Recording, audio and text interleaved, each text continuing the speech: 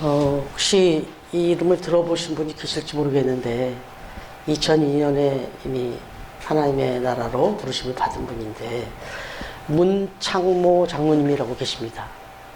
문창모. 근데 이 장로님이 기록이 몇 가지 있는데, 여러분 우리가 그 예전에는, 지금은 이제 사라졌지만 크리스마스가 되면 이렇게 CD라는 거, 우표 같이 생긴 거를 이렇게 발행한 적이 있어요. 그래서 이거는 이걸로 붙이면 우편료를 안 내는 그런 건 아니고, 우편은 우편으로 붙이되 이걸 하나 또 붙여서 이제 그렇게 우편을 보내고 그랬는데, 이 CD라고 하는 건 이제 결핵을 예방한다든지 퇴치 운동하는 기금으로 이제 이걸 씨를 사게끔 해서 이제 그걸로 그렇게 하는데, 이 크리스마스 실이 저 유럽에서 시작이 됐지만 우리나라에서 처음 이게 발행되기 시작한 건 바로 이 문창모 장로님이 시작을 하신 겁니다. 1953년이었어요. 그때가 벌써.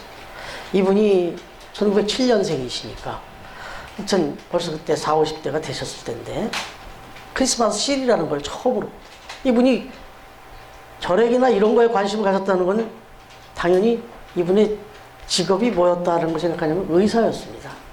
그런데 1907년생이라는 걸 암시하듯이 이분은 독립운동도 하셨고, 그리고 의사였으면서 또 나중에 1990년대에는 그 노태우 대통령 시절에 14대 국회의원도 됐어요.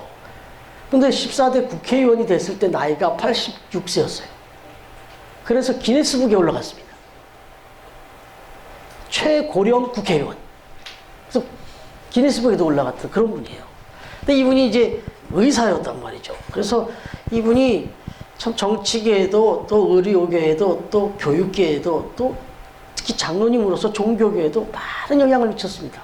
근데 이분의 일화가 좀 있는데, 이분이 강원도 원주 분이에요. 선생님이 더 친숙하게 들으실 수 있는데 혹시 들어보셨을지 모르겠어요. 문이비인후과를 43년 동안 운영을 하셨어요. 원주에서. 네. 근데 이 문창모 장로님이 43년 동안을 그 이비인후과를 하는 동안에 말씀드린 이런 걸 다 한 거예요. 독립운동도 하시고 국회의원도 하고 또 뭐 시일 같은 거 이런 것도 발행도 하고, 뭐 다양한 일을 하면서 자기의 그 본분인 의사직을 성실하게 그렇게 수행했다는 걸로 알려져 있어요. 그래서 서울에서 원주까지 거리가 지금은 뭐 얼마나 가까워졌습니까? 그런데 그 당시에 서울에서 원주는 참 많이 걸렸어요, 시간이. 뭐 제가 어림잡아 보지 못하지만 집사님은 더 잘 아시겠죠. 그 당시에 서울부터 원주를 왔다 갔다 한다. 이거 뭐 쉽지 않은 거리일 수 있는데, 이분이 자기에게 맡겨진 그 의사 직분, 이거는 사명으로 받아들인 거예요. 그래가지고 국회 일정이 있는 날도 국회 일정이 맞춰지면 뭐 거기서 뭐 의원들끼리 뭐 이렇게 잡담하고 또 2차 시간을 갖고 뭐 이런 거 안 하고 최대한 빨리 돌아와서 진료를 하신 거예요. 국회 일정이 있는 날은 일정을 보고 오셔서 또 오후 시간에 밤늦게까지 진료를 다 하신 거예요. 그리고 또 그 원주 쪽에 또 좀 외곽이었나 보죠. 어찌됐든 좀 시골 분들 이제 일을 딱 시작을 해서 그 일터에 나가시면 중간에 나와서 병원에 왔다가 진료받고 가실 수 있는 상황들이 안 되니까 일하러 나가시기 전에 진료받고 가라고 6시면 항상 개원을 했답니다. 아니, 이비인후과는 뭘 6시부터 열어요. 근데 그 진료받고 나가시라고 아프신 분들 진료를 주기 위해서 6시부터, 6시 반부터 그 병원을 개원을 하고 그때부터 진료를 하셨답니다. 그러면서 언제까지 했느냐? 만으로 95세 때 이제 별세를 하셨는데 그 직전까지 병원을 하셨답니다. 그래서 한 기자가 찾아가가지고 좀 물었다 그래요, 인터뷰를 하면서. 아니, 지금 뭐 세상적인 은퇴로도 벌써 지났는데, 이렇게까지 늦은 나이에 이르시기까지 이렇게 병원을 끝까지 이렇게 하시면서 진료를 하시고 계시는 어떤 이유가 있습니까? 라고 물었더니 하시는 이야기가, 나는 나에게 준 이 의사직이 하나님이 나에게 주신 사명이라는 생각을 깨달았다. 그래서 사명은 죽을 때까지 하는 게 사명이라고 생각했다. 그래서 나는 눈을 감는 그 순간까지 진료를 멈추지 않겠다는 생각으로 지금까지 이렇게 진료를 하고 있다라고 그렇게 이야기를 했다 그래요. 그럼 여기서 이제 뒤로 거꾸로 돌아가니까 이런 자세로 사명을 감당하는 이분이 정치에서는 어떻게 했겠어요? 그리고 의사직으로는 어떻게 했겠고, 또 그 독립운동을 할 때 또 어떻게 했겠고, 그냥 다 보이잖아요, 이분의 삶이. 그래서 이분을 한국의 슈바이처다라는 별명이 붙어져 있어요. 지금도 인터넷에 한국의 슈바이처 치면 문창모가 나와요. 장로님이세요. 그럼 이게 이제 사명감을 가지고 일을 하는 사람의 그런 모습이죠. 또 오늘 이 문창모 장로님을 소개해드리게 된 것은 오늘 말씀에 바로 더 심하면 심했지 덜하지 않잖아요. 사도 바울. 오늘 아주 자기가 고백을 합니다. 이런 말 잘 안 하는 사도 바울인데 오늘은 이 밀레도라고 하는 데서 고별 설교를 또 해요. 지난번에 이제 한번 사건이 있었잖아요. 그때도 그 에베소 교인들하고 떠나는 마지막 그 장면에서 유두근한 청년이 떨어져 안타까운 일을 겪는 일도 있었고, 거기서 다시 또 사람을 또 살려내는 일도 벌였지만, 그때도 정말 밤이 새도록 몇 시간에 걸쳐서 말씀을 전했는데, 이제 마지막으로 이제 또 이 에베소를 떠나서 저 예루살렘으로 들어가기 위한 준비 과정에서 마지막 밀레도에서 사랑하는 장로님들을 부릅니다. 그러면서 다시는 내가 이쪽 아시아로 또 오지 못하게 될 것 같은데, 이게 마지막 장면일 것 같은데 하면서 얘기를 하면서 자기 고백을 해요. 뭐라고 고백하냐면 24절 다시 한번 같이 읽겠습니다. 24절 시작. 내가 달려갈 길과 주 예수께 받은 사명 곧 하나님의 은혜의 복음을 주문하는 일을 마치려 하시는 나의 생명정자 저도 분명한 것으로 여기지 아니하노라. 아멘. 여러분, 왜 이런 말을 했는지는 이제 좀 더 나중에 설명드릴게요. 그런데 중요한 거 한 가지는, 내가 달려갈 길과 주 예수께 받은 사명, 이 하나님의 은혜의 복음을 전하는 일, 이걸 끝내기까지는 그러다가 죽어도 난 상관없다 이거예요. 여한이 없다 이거죠. 근데 여기 보니까 달려간대요. 한 영혼이라도 더 구원하겠다는 마음이 있으니까 달려간다는 거예요. 문창모 장로님 얘기를 했지만 그 국회에 끝나면 그냥 달려갔겠죠. 네. 차를 타고 가셨으면 차 안에서도 달렸을 거예요. 그런 마음으로 그렇게 사명을 감당했다 이렇게 얘기를 하는데, 더 또 중요한 얘기를 하나 더 합니다. 18절 이미 먼저 했는데 18절 같이 읽겠습니다. 시작. 은혜의 그전에 말하되 아시아의 영혼 첫날부터 지금까지 내가 항상 여러분 가운데서 어떻게 행하였는지를 여러분도 알아가니. 아멘. 여기 보니까 내가 이제 아시아에 이렇게 들어온 첫날부터 여러분들에게 와서 복음을 전하고 내가 이렇게 사명을 감당할 때 여러분 가운데서 내가 어떻게 행했는지는 여러분들이 다 아는 바다.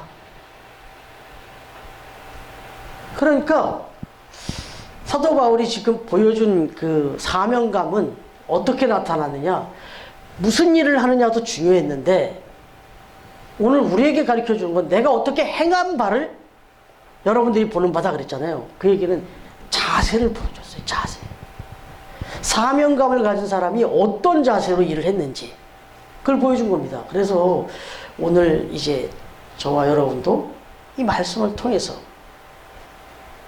물론 우리가 1차적으로 우리도 복음을 받은 사람으로서 복음을 전하는 사명을 받은 사람들이란 말이에요. 근데 그 사명을 감당함에 있어서 어떤 자세로 감당해야 되는지 이걸 한번 생각해 보자는 건데, 첫 번째가 19절. 19절 말씀을 보니까 곧 모든 겸손과 눈물이며 이렇게 나오네요. 일단 겸손했어요, 사도 바울은. 왜냐하면 사도 바울이 참 잘난 사람이었단 말이에요.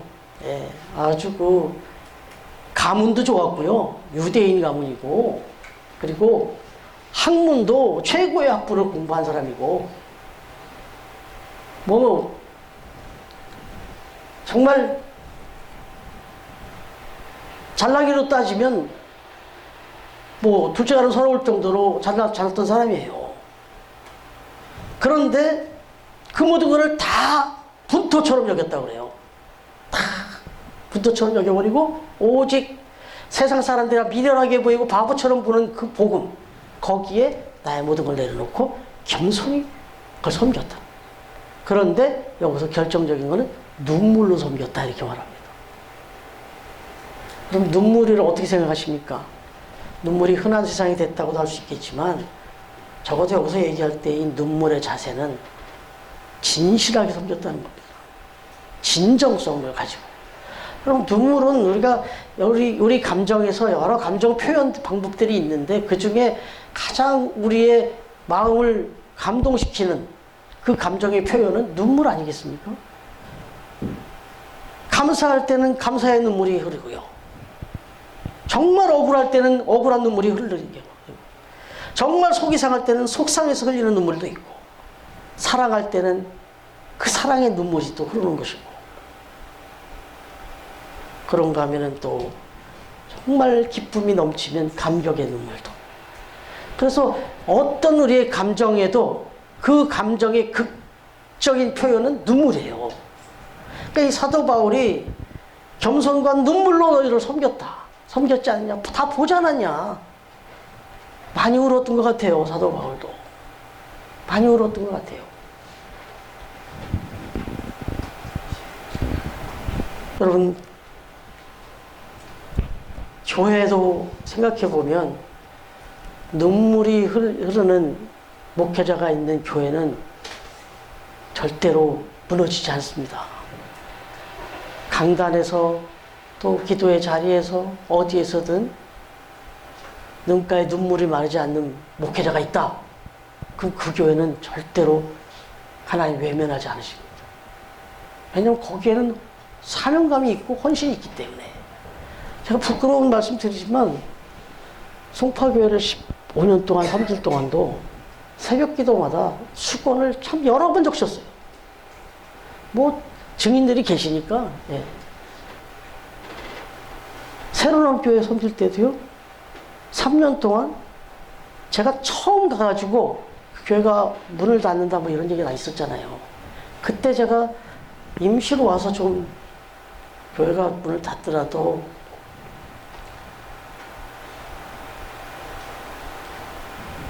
아예 예배를 수도업해놓고 그렇게 하면 안 된다 해서 이제 제가 그래서 가서 이렇게 섬기게 됐잖아요. 근데 첫날 가서 첫날 새벽 기도를 인도하면서부터 펑펑 울고 왔어요. 참 많이 울었어요, 새로운 교회에서도. 그래서 새로운 교회가 어쨌든 지금 좀 감사한 거는 지금 저와 또 우리 같이 다 섬겼지만 교회가 지금 어찌됐든 다시 또 이렇게 일어났잖아요. 그래서 지금 잘 이렇게 교회가 또 건강하게 가고 있잖아요. 얼마나 감사합니까? 그때 문 닫는다 그러단 말이에요. 근데 어찌됐든 역할이 있는 거잖아요. 너무 감사해요. 그러면 처음 교회 와가지고는 어떻겠어요? 처음 교회를 세우고 나서는. 제가 전에 한번 그랬어요. 여기서 기도를 하고 나왔는데 그때 마침 박민 집사님 와서 계셨는데 제 얼굴을 잘 살피시니까 또 집사님 얼굴이 너무 안 좋다. 좀 건강, 또 몸 컨디션이 안 좋은지 뭐 이런 걸 걱정을 하셨는데 그때 그냥 제가 감출 수가 없어서 얘기했어요. 여기서 기도하다 보면 사실 기도하고 막 나오는 얼굴 보시면 조금 좀 걱정되실 수 있다. 저한테 기도 제목을 부탁하시는 내용들이나 또 제가 면면을 이렇게 생각하면서 기도할 때 막 형통하고 좋은 일 있고 막 즐거운 일이 있는 거, 그건 별로 기도 안 하잖아요, 아무래도. 아무래도 뭐, 뭔가 문제가 있어서, 뭔가 지금 중요한 또 결정이 있고, 중요한 그 일들이 있어서, 또는 뭐, 몸이 불편하시든, 뭐, 여러 가지, 자녀 문제든, 이런 것들 때문에 기도제목을 부탁하셨기 때문에, 기도를 하다 보면, 제가 이게 좀, 이것도 사도 바울의 마음을 했으니까 이해해 주세요. 제가 그런 식으로 기도를 하고 있잖아요. 네. 그래서 여기 지금 그 티슈, 깍 티슈를 갖다 놨는데 한 통을 그냥 제가 다 썼어요. 그래서 이제 나중에 휴지가 없어 그랬더니 뭘 거기 휴지가 왜 필요하냐고 사모가. 그래서 그냥 필요해. 그래갖고서 제가 사다가 또 좀 이번에 큰 걸로 사다 놨어요. 그냥 제가 그냥 전용으로 쓰고 있습니다. 근데 참 솔직하게 진솔하게 말씀드리지만 진실하게 정말 교회를 사랑하고 성도들을 사랑하면서 그렇게 기도하면 어떻게 눈물이 안 맺힙니까? 그래서 저는 사도 바울의 이 고백에 여기까지 따라가지 못하지만 그래도 흉내라도 내가 내고 있구나 이런 생각을 가져봐요. 여러분에게도 부탁을 드려보는 거죠.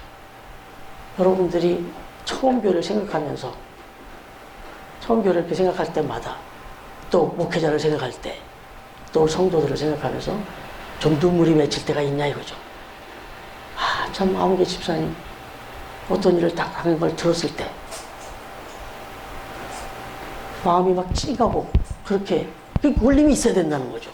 그렇게 서로 그런 교제가 이루어질 때 그게 진짜 사명받은 자들의 모습이다 이거죠. 정말 그 사람이 처음 교회 사명자다는 거죠. 그리고 그런 교회는 튼튼히 설 수밖에 없다. 왜냐하면 시편 126편 5절에 보니까 눈물을 흘리며 씨를 뿌리는 자는 기쁨으로 거두리라 그랬습니다. 이게 하나님 약속이에요. 그리고 이제 두 번째로 들어가 보면 어떤 자세였냐? 22절. 22절 한번 같이 읽어볼까요? 시작.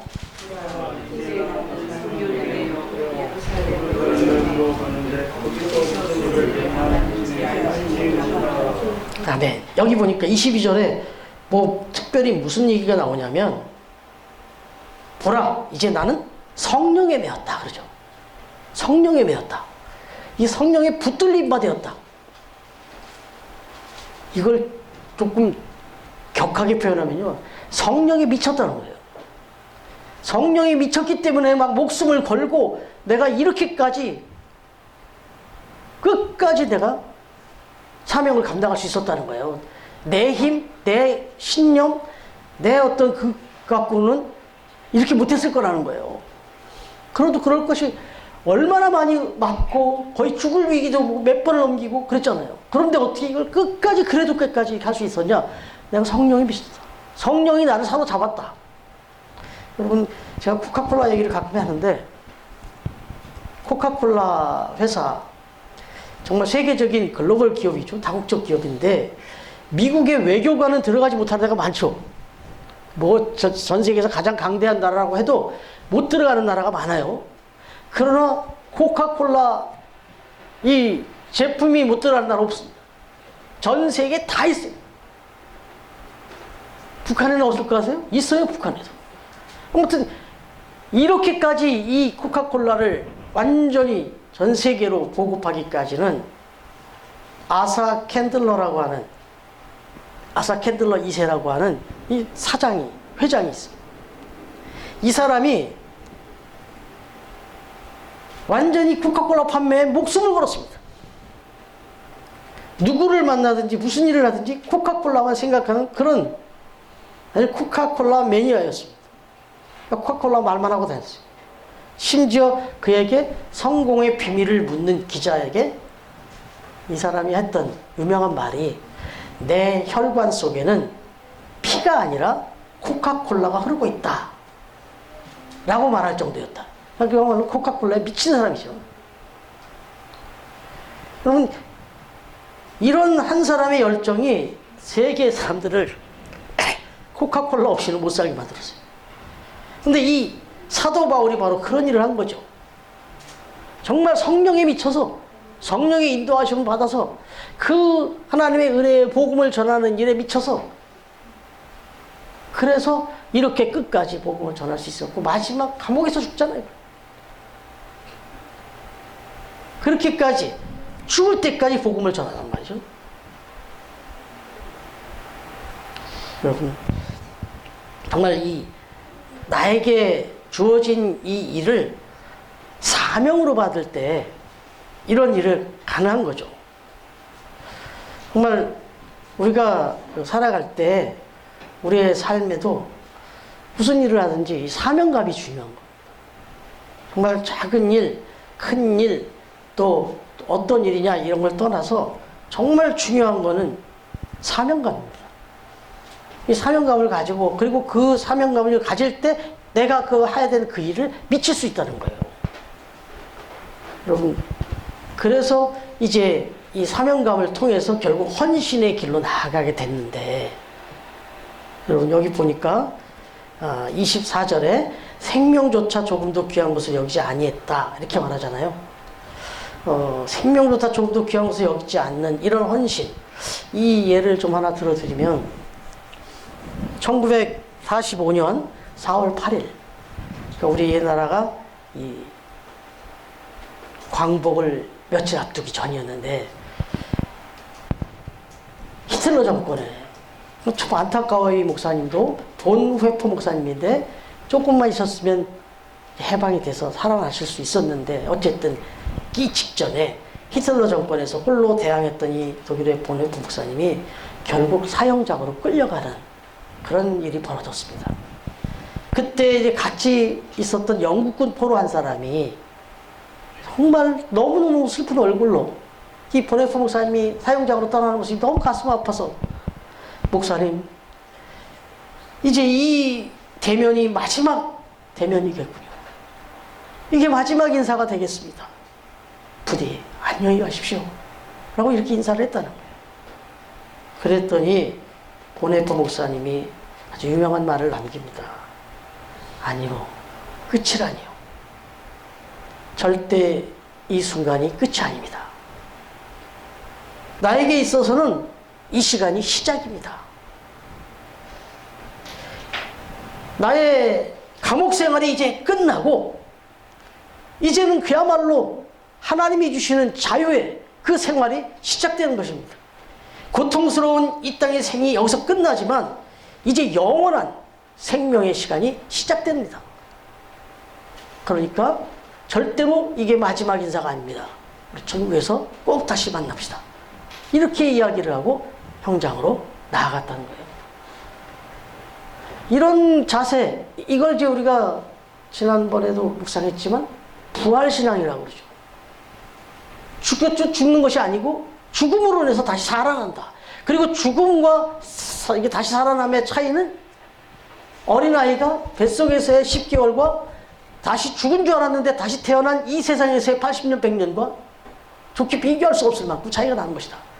이런 생각을 이 본회포 목사님이 가졌던 거예요. 그건 이런 마음을 가지니까 죽도록 충성할 수가 있는 거고 그야말로 헌신할 수가 있는 거죠. 그래서 사도 바울은 자기 자신을 온전히 드렸습니다. 그러기에 이제 자기 목숨을 조금 더 귀한 것을 여기지 않았다는 얘기인데, 자신을 주님의 소유로 드리면서 힘에 지나도록 수고를 했다 이렇게 말하고 자기 모든 걸 다 쏟아부었다 이렇게 얘기하거든요. 근데 여러분, 이제 우리가 두 가지 종류를 볼 수가 있어요. 헌신적인 사람이 있는데 그것도 두 종류가 있어요. 어떤 경우냐,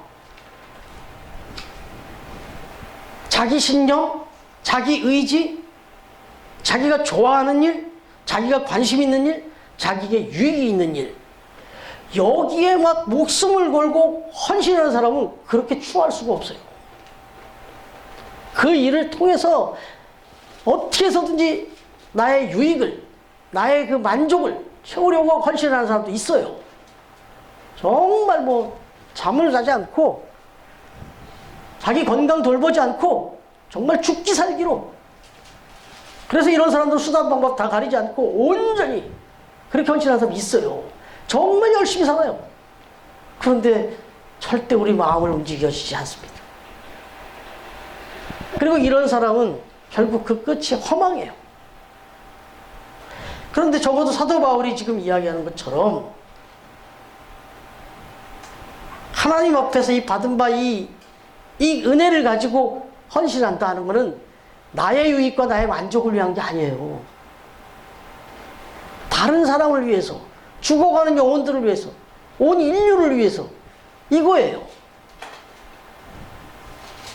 그래서 여러분, 자기 신념과 자기 의지, 그리고 자기가 좋아하는 일, 자기 관심 있는 일에 헌신한다고 달려드는 사람들은 얼마 못 가서 또 변심을 해요. 그럼 교회 얘기를 좀 해서 그런데 이렇게 목회를 좀 오랫동안 하면서 느끼는 거는 성도들 중에 참 열심히 하세요. 열심히 하는데 참 감동적으로 열심히 하시긴 하시는데 마지막 끝에서 다른 모습을 보게 될 때 그분들의 내면을 들어가 보면 자기가 좋아서 한 거예요. 자기 만족을 위해서 했던 거예요. 더 심하게는 자기 유익을 위해서 열심히 했던 거예요. 그렇기 때문에 내 만족과 내 유익에 조금 반해진다 그러면 그냥 탁 그만둬 버리는 거예요. 탁 돌아서 버리는 거예요. 그건 목회자도 마찬가지예요. 목회자도 목회를 열심히 하고 성도들을 금쪽같이 얘기하면서 그렇게 했는데 어느 순간에 보니까 그 성도를 그냥 쳐다도 안 봐요. 알고 봤더니 그 목사님의 목회 야욕이 있었던 거예요. 근데 거기에 반하는 거예요. 이분이 그건 좀 너무 바른 길이 아닌 것 같아서 충원을 했더니 쳐다도 안 봐요, 그 사람. 이런 목회도 있어요. 이런 성도들도 있고. 이러면 그 교회는 오래 못 갑니다. 근데 우리 처음 교회는 바로 그런 면에서 오히려 좋은 조건을 갖추고 있고 지금 우리 그렇게 하고 있어요. 이게 좀 작은 얘기지만 여러분 헌신을 하는 그런 마음, 사명감을 가지고 유익을 위해서, 예배를 위해서, 하나님을 위해서, 성도들을 위해서 하는 그런 헌신의 자세는요, 제가 자꾸 말씀 거듭드리는 거 좀 송구합니다. 그러나 사실이니까 여러분 여기다가 이거 현수막 하나 거는 거 이거 그냥 대충 걸면 돼요.